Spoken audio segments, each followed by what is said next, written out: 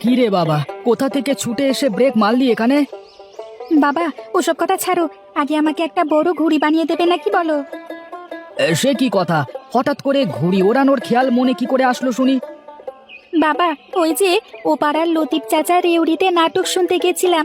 রেডিওতে বললো যে পরশু নাকি সেই বিশাল বড় ঘূর্ণিঝড় হবে, আর আমি সেই ঘূর্ণিঝড়ে ঘুড়ি ওড়াবো। বলিস কি রে, ঘূর্ণিঝড়? কোথায় তোর লতিফ চাচা? আরে বাবা, লতিফ চাচা আর কোথায় থাকবে, আছে তার ডেরায় বসে। এই চল চল বাবা, তাড়াতাড়ি চল, গিয়ে দেখি কি হয়েছে। না বাবা, আমি আর এখন দৌড়াতে পারবো না, আমি হাঁপিয়ে গেছি। বেশ বেশ, আয়, আমার কাঁধে চাপিয়ে নিয়ে যাচ্ছি তোকে।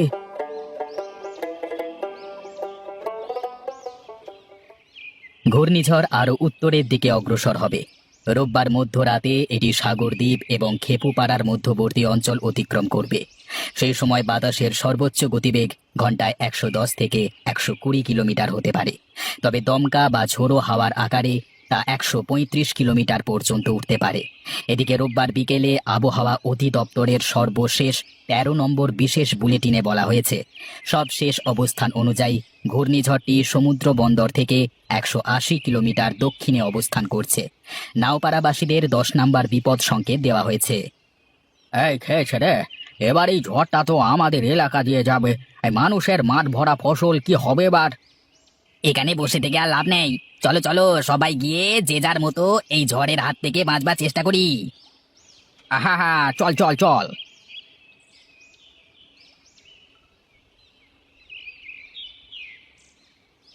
কি ব্যাপার লতিফ ভাই, কি হয়েছে?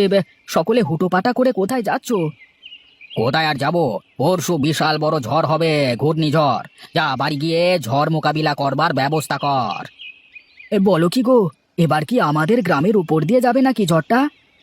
হ্যাঁ রে হ্যাঁ, তাই তো বলছে আবহাওয়া অধিদপ্তর। হ্যাঁ, সবাই যা বাড়িতে গিয়ে তাড়াতাড়ি করে সব পূর্ব প্রস্তুতি গ্রহণ কর, যা যা যা।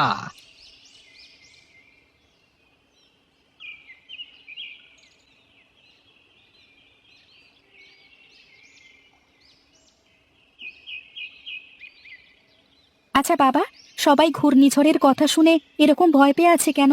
ঘূর্ণিঝড়ে তো ঘুড়ি ওড়াতে হয়, তাই না বাবা? তোমাকে কে বলেছে যে ঘূর্ণিঝড়ে ঘুড়ি ওড়াতে হয়, পাগল ছেলে একটা? কেন বাবা, কে আবার বলবে? আমার বন্ধুরা সবাই বলেছে যে ওরা ঝড়ে ঘুড়ি ওড়াবে। না বাবা, ঘূর্ণিঝড় হলে মানুষের ঘর বাড়ি সব বাতাসে উড়িয়ে নিয়ে যায়, গাছপালা সব ভেঙে যায়, উপড়ে যায়। তাহলে খুব বিপদ বাবা। মানুষের ঘরবাড়ি ভেঙে গেলে মানুষ থাকবে কোথায়? আর গাছ ভেঙে যদি মানুষের ঘাড়ের উপর পড়ে, তখন কি হবে? কি আর হবে বাবা, মহা বিপদ, মানুষের মহা বিপদ। তাড়াতাড়ি গিয়ে বাড়ি ঘর শক্ত করে বাঁধতে হবে, না হলে সব কিছু উড়িয়ে নিয়ে যাবে ঝড়ে। হ্যাঁ বাবা, চলো চলো, তাড়াতাড়ি চলো বাড়িতে।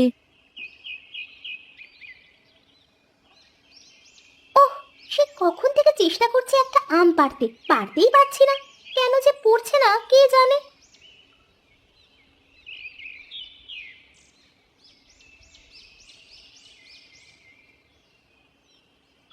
কি ব্যাপার গিন্নি, কি করছো? আম পাড়ছো মনে হচ্ছে। হ্যাঁ গো, ডাল রান্না করব, তাই ভাবলাম একটু আমের টক দিই ডালে, তাহলে ভালো লাগবে। একটা দুটো আম পেড়ে আর লাভ নাই গিন্নি, আম গাছটা কেটে ফেলতে হবে বুঝলে। কেন গো, এই ধরা ফলের গাছ কি কেউ কেটে ফেলে নাকি? হঠাৎ এমন উদ্ভট চিন্তা তোমার মাথায় কোথা থেকে আসছে? না বাবা, এই গাছে কত ভালো আম ধরে, তুমি কেন এই আম গাছটা কাটবে? কেটো না, এই আম গাছের আম খেতে আমার খুব মজা লাগে। আরে গিন্নি, পরশু বিশাল ঝড় হবে, গাছটা এমনিতেও উপড়ে যাবে ঝড়ে। আর গাছটা যেভাবে আছে, উপড়ে গেলে একদম আমাদের ঘরের উপর পড়বে গাছটা। তাহলে তো আর কিছুই করবার নেই, কাটতেই হবে। তবে শোনো বাবা, আমার স্যার আমাকে বলেছে একটা গাছ কাটলে তিনটে গাছ লাগাতে হয়। তুমিও এই গাছ কেটে আরো তিনটে গাছ লাগাবে, কেমন? আচ্ছা বাবা, তাই হবে। আমি 3টে ভালো আমের চারা এনে লাগিয়ে দেবো, ঠিক আছে? আচ্ছা বাবা, ঠিক আছে, চলো এখন গাছ কাটি। যাও তো গিন্নি, তাড়াতাড়ি যাও, গিয়ে ঘরের মধ্য থেকে কুড়ালটা নিয়ে এসো, গিয়ে যাও। হ্যাঁ হ্যাঁ, যাচ্ছি গো যাচ্ছি। ততক্ষণে তুমি তুমি দুটো আম পেড়ে দাও তো আমাকে। হ্যাঁ গো হ্যাঁ, দিচ্ছি।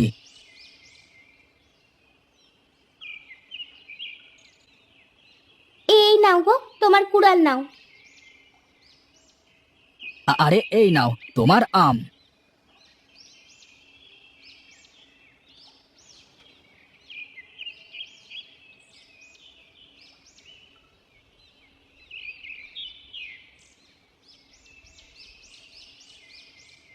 কিরে, কি ব্যাপার? হাত চালিয়ে কাজ কর, বেলা যে গড়িয়ে গেল। শুনিসনি কালবৈশাখী ঝড় আসছে? আরে কাল বৈশাখী নয়, ঘূর্ণিঝড় আসছে সব লন্ডভন্ড করতে। আরে হ্যাঁ রে হ্যাঁ, ওই হলো আর কি একটা। দুটি তো ঝড় নাকি? আরে তাড়াতাড়ি হাত চালিয়ে কাজ কর, না হলে একটা ফসল এবার ঘরে উঠবে না। আর ঘরে রেখেই করবেনটা কি শুনি? এই ঝড়ে কি ঘর নিরাপদ আশ্রয় হবে নাকি?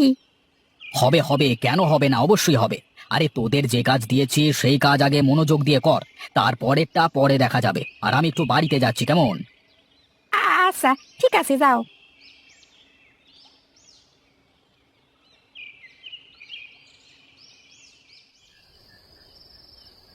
কি ব্যাপার, তোমার কি হয়েছে? এত চিন্তিত কেন দেখাচ্ছে তোমাকে? আমি ঝড়ের কথা ভেবে চিন্তা করছি গো।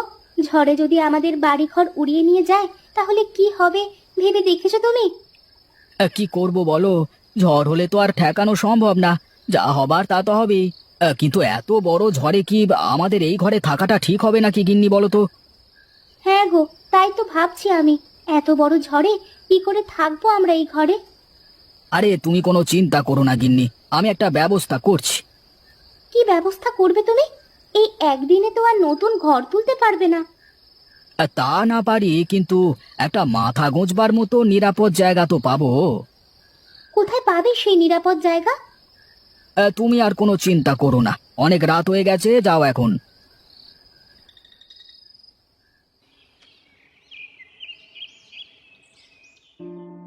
তাহলে কি সিদ্ধান্ত নিলে সকলে মিলে? কি করে বাঁচা যাবে এই ভয়ানক ঝড় থেকে?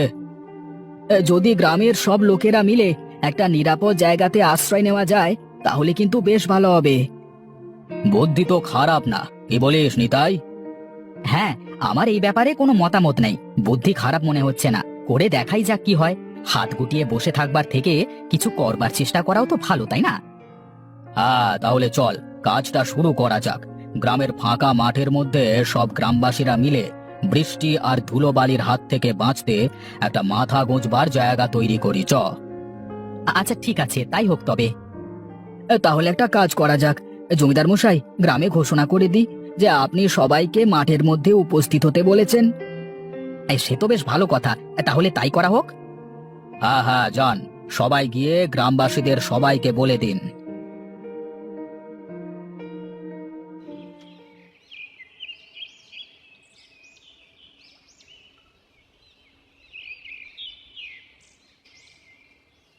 কি গিন্নি, তোমাকে আমি বলেছিলাম না, আমি ঠিক একটা মাথা গোঁজবার মতো নিরাপদ জায়গা বের করব, যাতে ঝড়ে আমাদের কোনো ক্ষতি না হয়।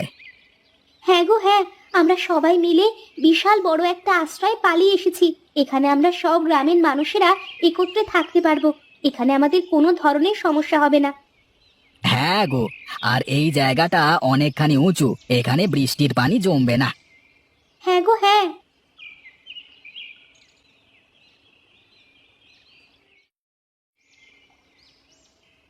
এই সব কিছু হয়েছে শুধুমাত্র গোপালের জন্য। এই সব গোপালেরই পরিকল্পনা ছিল। হ্যাঁ সত্যি গোপাল, তোমার মাথায় বুদ্ধি আছে বটে। এখন সারা গ্রামের মানুষেরা বিপদ মুক্ত। আমি তো শুধু বুদ্ধি দিয়েছি, কিন্তু গ্রামবাসীরা সকলে মিলে এই এত বড় কাজটা সম্পন্ন করেছে। এখন চলুন, সবাইকে নিয়ে বাড়ি চলুন। বিকেলের মধ্যে সবাই এই জায়গাতে উপস্থিত হতে হবে, কাল সকাল থেকে ঝড়টা শুরু হবে।